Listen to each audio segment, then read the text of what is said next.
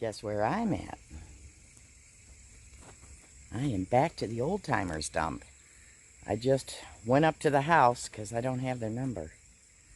And with my mask and asked if I could dig in the dump again this summer. And they said yes. So let me get you turned around. I figured I'd take a look at it, see what I'm going to need. Okay, let's take a look at it. See what I'm going to need this summer to dig here.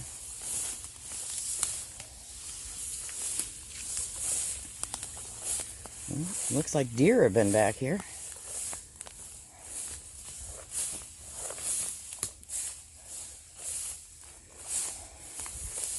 I have to bring my rake and dig stuff out. Gonna have to bring my rake and dig stuff out. Like plants out of the way. I don't see any poison ivy. So that would be a good thing. But this area doesn't look too bad. So we'll be back to do some digging. Yay, this weekend.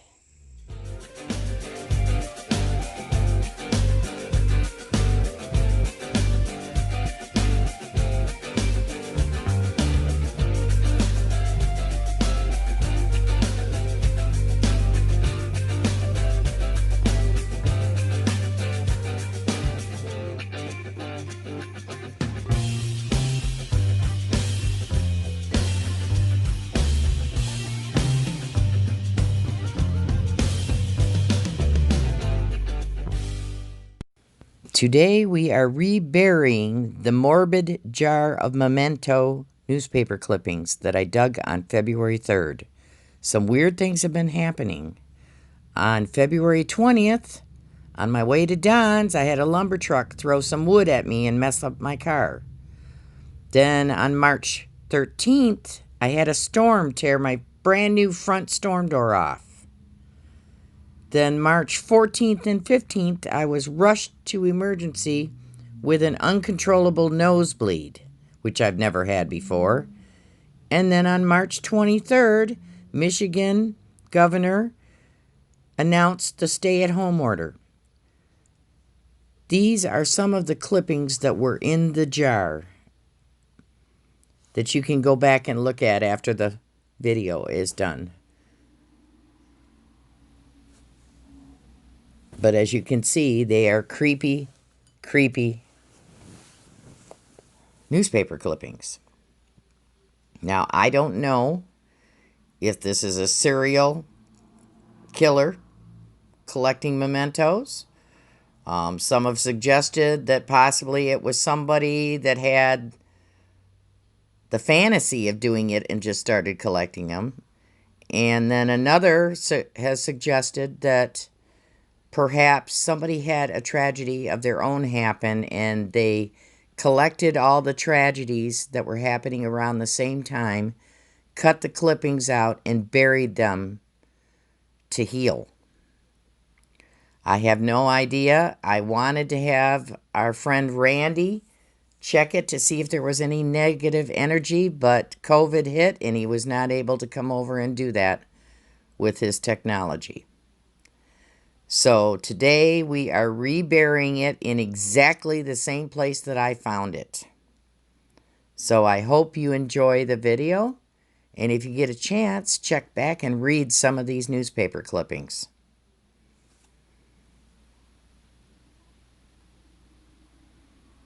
Because some are very gruesome. And some, you don't hear of things like this happening anymore. Hopefully, anyway.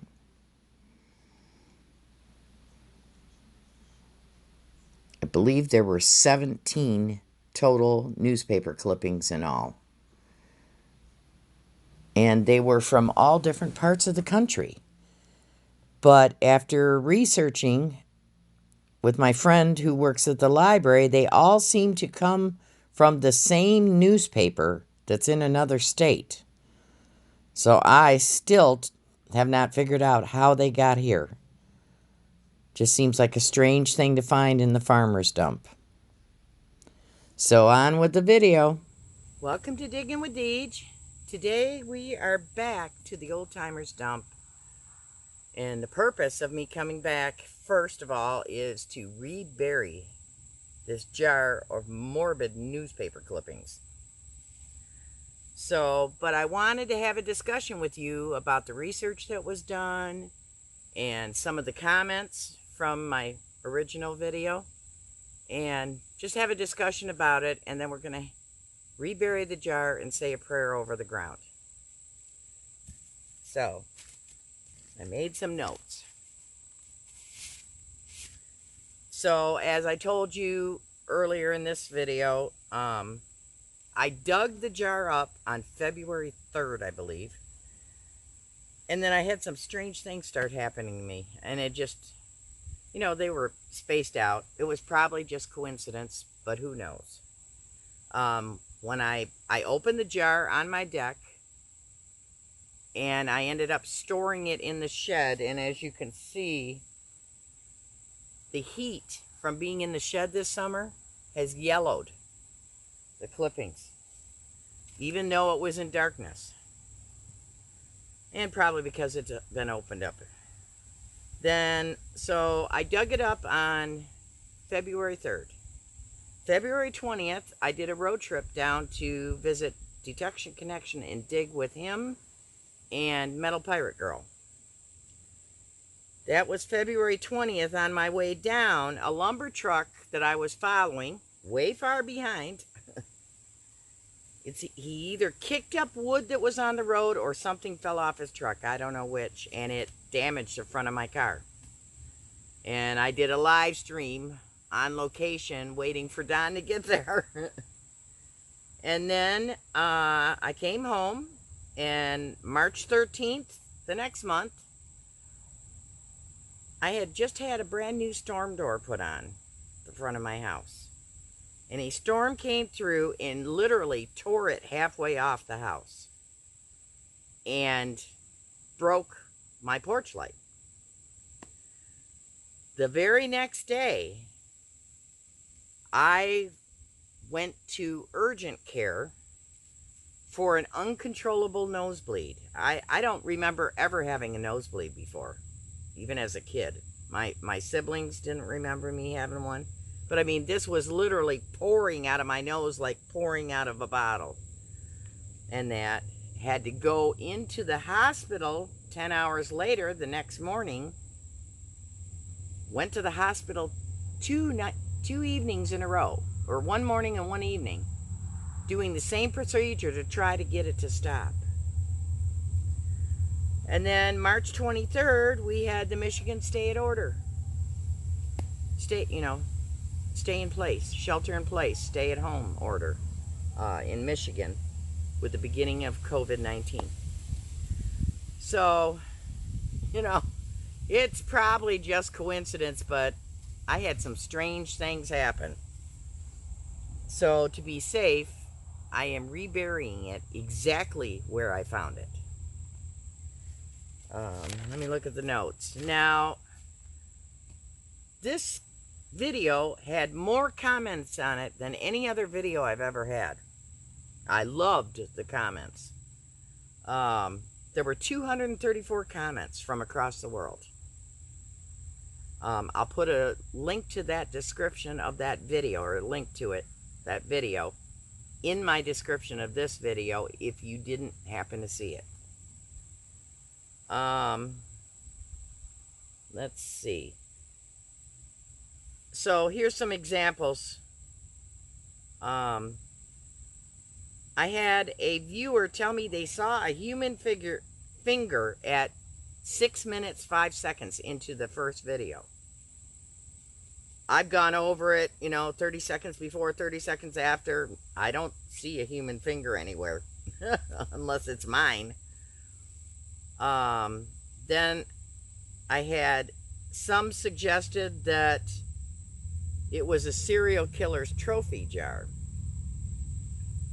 But when I started reading all the articles, some of them were just tragic accidents, or appeared to be anyway. One person said, creepy scrapbook of death. Several said somebody had a morbid curiosity of death. One person suggested I list it on eBay and sell it. um, some suggested putting clippings in a picture frame.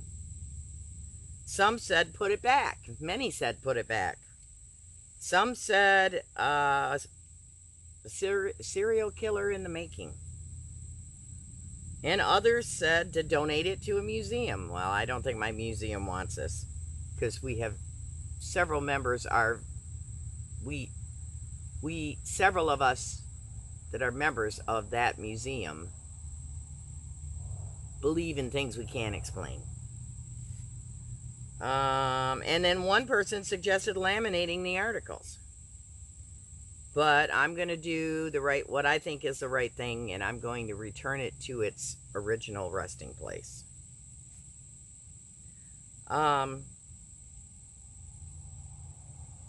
So then I had one person suggest that possibly a family member found it in the belongings of someone in their family that passed away, and they were clearing out their house and they just hauled everything to the dump, maybe.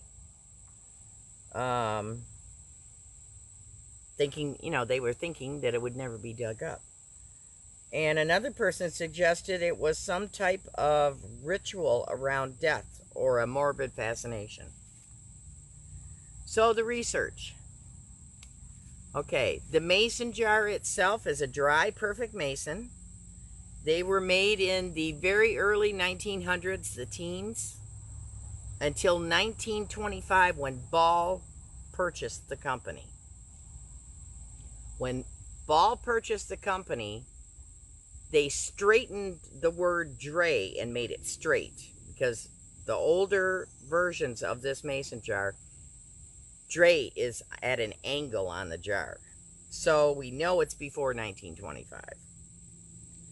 I did a lot of research at the library and online at home, and the articles are basically 2 years, and they're several years apart. It's weird. It's not, most of them are 1906, but a couple are 1914.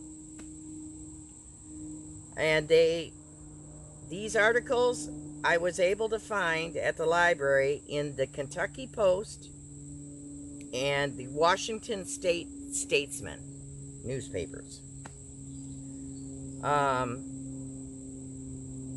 So, we're in Michigan. I don't know how the heck they got here. I researched the land, but I didn't find any ties to any of the article locations. I didn't find any ties to any of the newspaper locations. And I checked for other names trying to find links, maybe somebody married into that family or something. I couldn't find any links that way either to the original property owners. The property has changed hands 3 times in 120 years. So that was basically it. I don't have an answer. So what I would like you, my viewers, to do is take a look at those articles and let me know what you think now that I've told you all the research and what I found. Tell me what you think.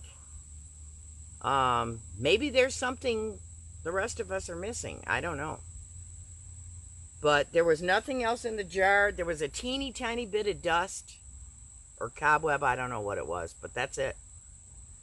It was just the newspaper clippings. If I were to say if it was a man or a woman that cut them out, I did make this observation. When cutting with scissors, women tend to be neater than men. No offense intended. But like cutting out around the lines and that, women tend to be neater than men. If they're going to go to the trouble of cutting out and saving an obituary or whatever. These were not cut out neatly. They're like chopped out. So, so I'm guessing it's a man that saved these articles, but I don't know for sure. I mean, I don't know that for a fact. I'm sure there's some women that aren't neat cutting with scissors, but who knows? So I'm just curious what you folks think. I wish I had found more information, but I, I mean, I have a friend who works at the library, and we worked on this for a while, so. And that's about all we could find. So I still don't know where it came from. But I am tending to favor the suggestion that someone had a family member, possibly out of state, that they had to go and empty out their house or whatever after their death and found this and just hauled everything to the dump. I don't know. You know, brought it back with them. Or they lived here and had lived in a state prior to this and passed away, and their family cleared out their property and it got thrown in this dump. So I'm hoping I find something else in the dump that might give me a clue to a name that's not already associated to this land. Let me know what you think. So I hope you enjoyed the video. I'm not going to do any digging today other than we're about to bury the jar back where it was. But because I don't want the video to be too long. So let me get you turned around here so you can watch everything. Okay, let's look in there and see if there's anything else in there. Metal. I don't see anything else. No critters in there. I'm gonna put it back in there. It's back in there. And I'm gonna start throwing stuff in that was in there.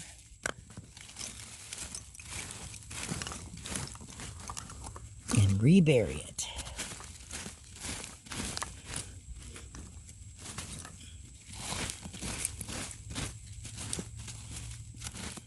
Okay, let's bow our heads. Dear Heavenly Father, let us return this time capsule to its original resting place to stay for eternity, not to be dug up again. Please bless this jar, its owner, and clear all negative energy and fill with love. Let us remember these poor souls who died of such tragic deaths and bless them as well. Amen. Thank you very much for joining me for this discussion about this curious jar of newspaper clippings. I hope you enjoyed the video. Please be sure to like and subscribe if you're not already subscribed. And I love the comments, and I reply to each and every one of them. So be sure to make a comment what you thought might possibly be the reason for this jar even being here. I would be very interested in your thoughts.